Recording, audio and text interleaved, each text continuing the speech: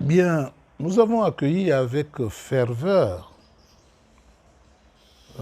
la prise du pouvoir par les militaires pour la restitution, la restauration et la restitution des institutions. J'ai toujours dit au général qu'il ne revenait pas au peuple, encore moins aux partis politiques qui ont eu à subir les affres d'une démocratie galvaudée, des élections tronquées. Ne leur revenait pas au peuple et aux partis politiques de dire combien de temps était nécessaire pour ce travail que eux-mêmes, les militaires, se sont fixés. C'était à eux de donner des indications sur le travail qu'ils avaient à faire. Ils l'ont fait, c'est très bien. Ce que,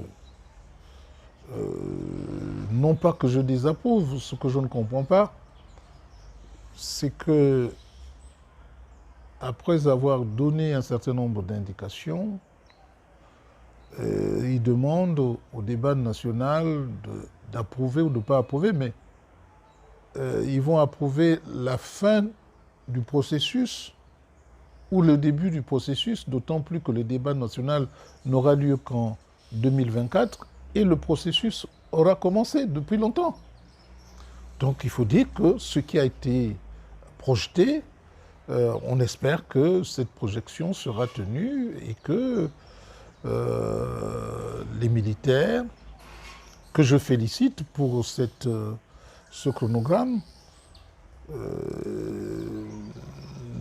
puissent tenir cet engagement et aller jusqu'au bout et en finir. Donc voilà ce que je pourrais dire en ce qui concerne le chronogramme. Seulement, je me suis posé la question de savoir, lorsqu'on dit, on demande aux uns aux autres d'apporter des contributions, qu'il y a un secrétariat spécial qui recueille cela et qui met en phase, sans doute dans un document, je suppose que c'est le gouvernement qui va approuver ce document. Et ce document qui sera soumis au débat national. Mais il faut aussi savoir qu'à l'occasion de ce débat, chacun viendra aussi, ceux qui n'auront pas eu envie d'apporter des documents, on ne va pas les obliger à ne parler que du document qui servira de base du débat. Chacun viendra avec ses idées, ses propositions à l'occasion. Donc nous allons avoir dans un premier temps réuni la parole de ceux qui se seront exprimés entre-temps par écrit, et nous aurons aussi ceux qui viendront s'exprimer directement à l'occasion du débat national, parce que ce débat doit être spontané, et donc nous allons avoir à la fois cette réflexion, peut-être que d'autres vont ignorer, et une réflexion qui viendra de ceux qui vont s'exprimer. Et en un mois, je trouve que le débat national risque d'être un peu court par rapport à tout le temps qu'on a pris pour demander aux uns et aux autres d'apporter leur contribution. On gagnerait à commencer au mois de mars pour avoir au moins 2 mois. Et si ça ne dure qu'un mois, très bien. Mais au moins, s'il y a débordement, au moins on sait que ça peut porter sur 2 mois. Donc c'est cette période que je trouve courte parce que c'est pas évident que les partis politiques qui ont des idées claires sur le Gabon, sur les problèmes du Gabon, vont ne pas s'exprimer parce qu'ils n'auront pas envoyé leur contribution. Et puis, dans ces contributions que les uns et les autres vont envoyer, chacun écrit, chacun propose ce qu'il veut. Mais au niveau du débat national, il va falloir qu'on puisse prendre position sur le système de gouvernance, savoir il va y avoir un système présidentiel, semi-présidentiel ou un système parlementaire, discuter des élections à un tour ou à 2 tours. Le mandat sera-t-il de 5 ans ou de 7 ans, renouvelable éternellement ou renouvelable une seule fois? C'est ce qui fera l'objet du débat, mais qui n'a pas été demandé. On n'a pas demandé aux uns et aux autres de s'exprimer là-dessus. Chacun peut avoir d'autres préoccupations que celle-là, n'est-ce pas? Donc, je crains qu'il y ait un décalage entre les préoccupations des uns et des autres et les préoccupations liées à la Constitution et où les éléments essentiels doivent être discutés à l'occasion de ce débat national. Si le débat national, qui n'est pas un débat sur la vérité, ce n'est pas une commission, vérité et réconciliation. Donc le débat national ne va pas porter malheureusement sur les hommes, va porter ou sur les comportements des uns et des autres, va porter sur des éléments qui vont permettre à la constituante d'entrer en jeu pour élaborer une nouvelle constitution à la faveur de ce débat. Et puis, parlant de constituante, une constituante a une autorité souveraine qui va décider de la Constitution, normalement au sortir de là. Le Parlement qui se mue en constituante pose le problème à ce niveau de ceux qui n'auront pas été admis à cette constituante, à savoir les anciens candidats, à savoir la foultitude de partis politiques qui se sentent exclus, et à savoir aussi le fait que certains partis sont surreprésentés. Et donc, cela risque de poser le problème cette constituante risque de poser le problème de représentativité. Le Parti social-démocrate, comme vous le savez, a depuis l'avènement du multipartisme apporté sa modeste contribution à l'élaboration des textes pour l'avènement de la démocratie dans notre pays. Malheureusement, tout est bien fait au départ et à la fin, tout est dissous en quelque sorte et il faut toujours recommencer. Et c'est avec résilience, c'est avec volonté et détermination, sans jamais faiblir ni faillir, que nous recommençons à espérer, avec d'autres concertations.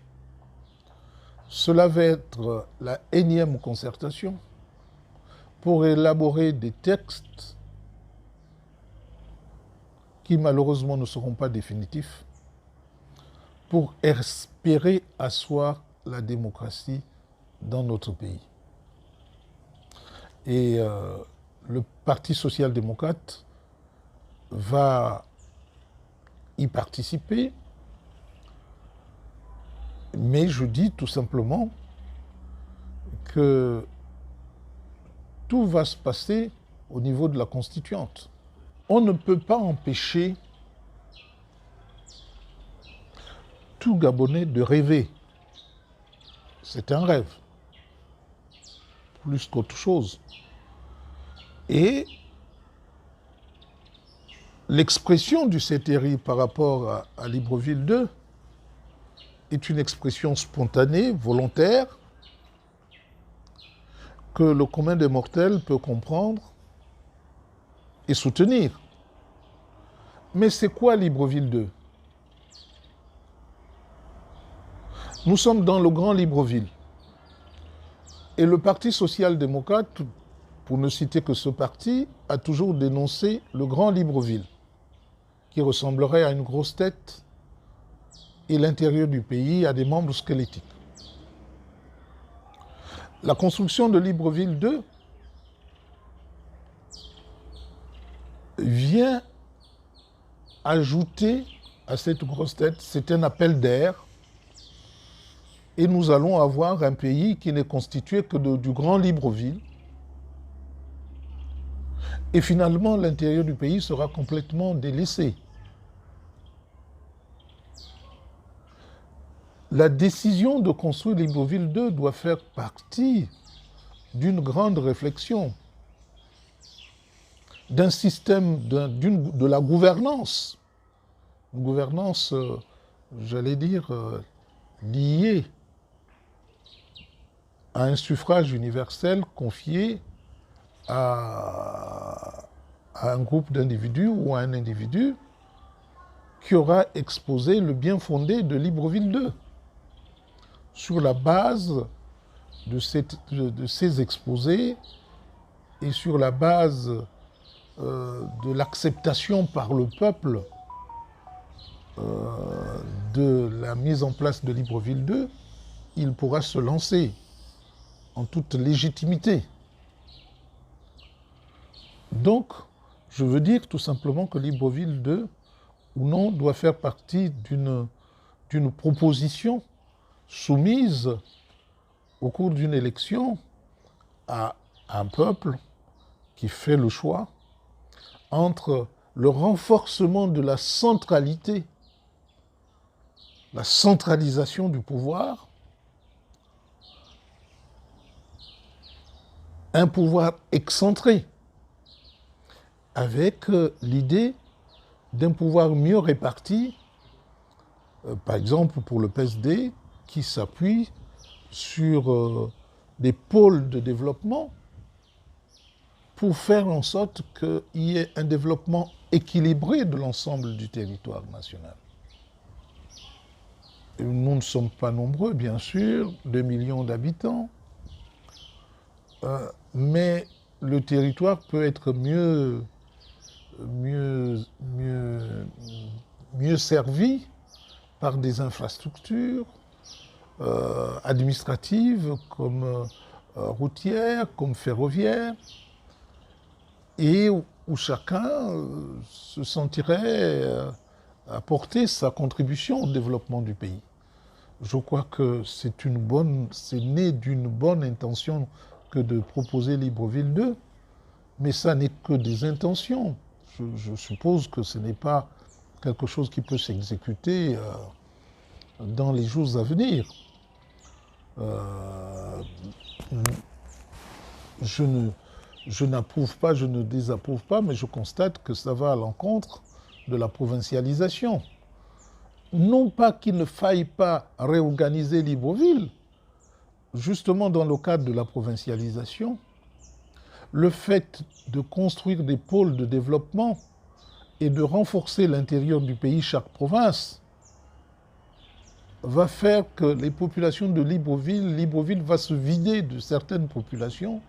Il va y avoir des espaces où on peut réorganiser Libreville, mieux le reconstruire. Je suppose que personne ne peut être contre l'idée de Libreville 2, parce que si quelqu'un émet une idée, c'est une idée, qui reste une idée, mais Je ne pense pas que ce soit dans l'optique de faire assumer cela par un gouvernement de transition qui s'est fixé d'autres objectifs que de restaurer les institutions. Donc il ne faut pas distraire le CTRI avec des projets qui sont peut-être importants, mais qui ne sont pas forcément d'actualité. Comment on peut changer une vision politique uniquement parce qu'il y a un organe qui est là pour établir la transparence, pour faire en sorte que le peuple gabonais ait la possibilité de bien choisir les femmes et les hommes qui vont diriger notre pays. On ne change pas de vision, on l'affûte. Et au regard du temps qui nous est donné par le CTRI, on a le temps de bien réfléchir, de faire des propositions encore beaucoup plus élaborées. Et donc, en définitive, non. Nous attendons patiemment que le CTRI fasse son cheminement et aboutisse à restituer des institutions constitutionnelles qui vont être favorables au développement indépendant de notre pays. Donc c'est pour cette raison que nous nous sommes engagés à soutenir le CTRI dans ce cheminement et à l'aider dans la réflexion pour arriver à ce que demain soit meilleur qu'aujourd'hui.